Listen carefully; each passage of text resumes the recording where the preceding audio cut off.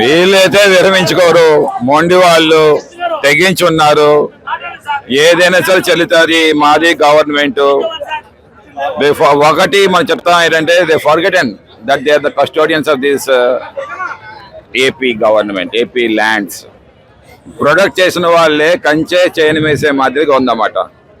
వలస వచ్చే నాయకులు ఎక్కువైపోయారు ఈ ఆంధ్ర రాష్ట్ర, ఈ యొక్క విశాఖపట్నంలోని.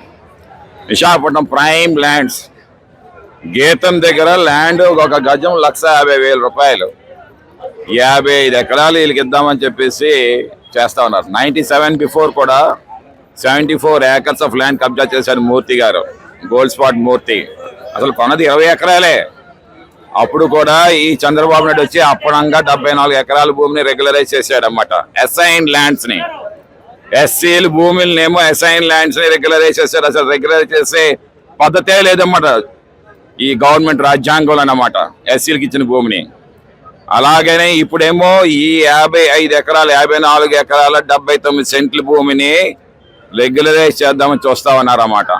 ఎవడండి ఊరుకుంటాడు?